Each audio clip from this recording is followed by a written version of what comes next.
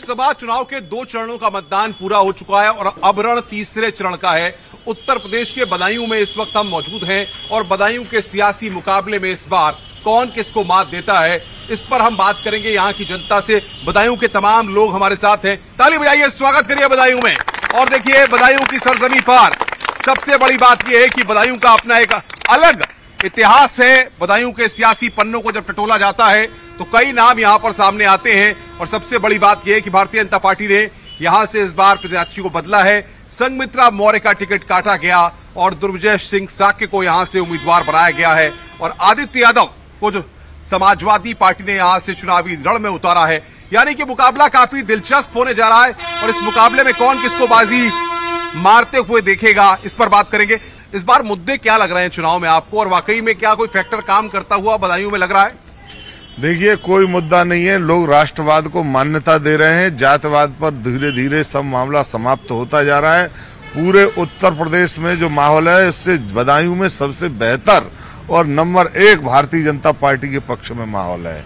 लग रहा है आपको कि इस बार जनता चाह रही है कि भारतीय जनता पार्टी या वाकई में कोई और मुद्दा भी है? अरे भारतीय जनता पार्टी को ही चाह रही है क्योंकि वो सनातनी बात को रख रही है और कोई पार्टी सनातनी को मानती नहीं। विपक्षी तो करें हिंदू मुसलमान किया जा रहा है। हिंदू बिल्कुल हिंदू मुसलमान, बीजेपी नहीं कर रही है, वो लोग कर रहे हैं। वो अपने वोट को जैसे उन्होंने कर्नाटक में 32% रिजर्वेशन किया, कहीं भी नहीं हुआ। वो यही चाहते हैं कि हिंदू मुसलमान करके आपको मुसलमान को। जी बताइए। अब बदायूं की जनता बहुत अच्छी तरह समझ चुकी है। ये हिंदू मुस्लिम ये दुनिया की बातें करते करते जिन लोगों ने राजनीतिक रोटी सेकी है, अब उसके झांसे में बदायूं पड़ने वाला नहीं है। बदायूं का हर बच्चा जानता है कि अपने बेटा दुर्विजय को जिता करके संसद में पहुंचाना है और उन्नति का मार्ग प्रशस्त करना है। आपको क्या लगता है जिस तरीके से बदायूं में प्रत्याशी को बदला भाजपा ने और समाजवादी पार्टी ने आदित्य यादव को वो यहाँ से उतारा है, कोई मुकाबला आप मान रहे हैं?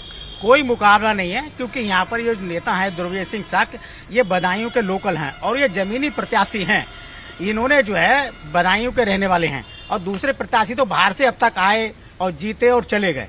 ये पहली बार ऐसा हो रहा है कि बदायूं को लोकल प्रत्याशी काफी लंबे समय के बाद मिल रहा है और बदायूं की जनता ऐसे ही प्रत्याशी को चाह रही थी और पूरा आप समझिए कम से कम 1 लाख वोट से जनता जिता के भेजेगी यहाँ से।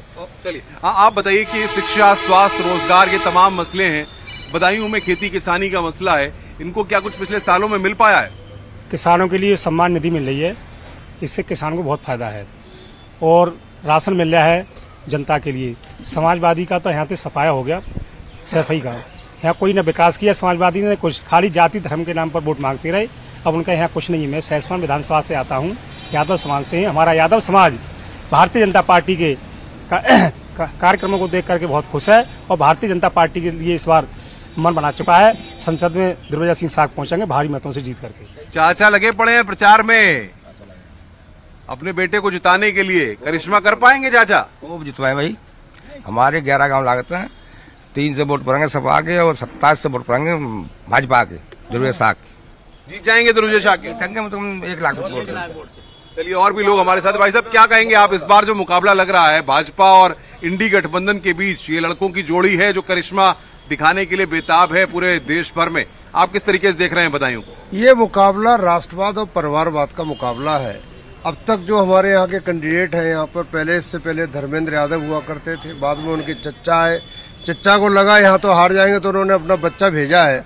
मेरा अपना मानना ये है कि भारतीय जनता पार्टी का प्रत्याशी दुर्विजय सिंह साक्य, जो कभी एक बूथ अध्यक्ष हुआ करता था और आज ब्रज क्षेत्र का, जो कि ब्रज प्रांत का यहाँ का अध्यक्ष है और उनका एरिया दिल्ली और हरियाणा को मिला के उससे बड़ा एरिया है।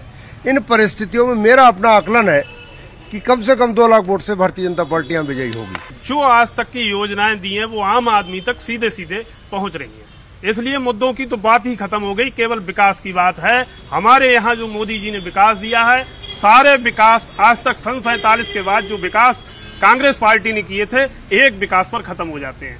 गंगा एक्सप्रेसवे के विकास पर हमारे क्षेत्र की जो उन्नति है और हुई है और जो आगे होगी, उसके सामने कोई भी विकास कांग्रेस पार्टी का, समाजवादी पार्टी का टिकता ही नहीं। यहाँ पर केवल और केवल कमल का फूल ही जीतेगा। तो ये आदित्य यादव और दुर्विजय सिंह साक्य के बीच में यहाँ पर मुकाबला है। 7 मई को मतदान है। काफी कांटे की टक्कर लोग बता रहे हैं, लेकिन सबसे बड़ी बात यह है कि मुद्दे बहुत सारे हैं जो इस चुनाव में यहाँ पर हावी हैं। अब देखना है कि जनता किसके भविष्य का फैसला इस बदायूं लोकसभा सीट से करती है। कैमरामैन जगदीश गौतम के साथ अनुपम मिश्रा, न्यूज 18 बदायूं।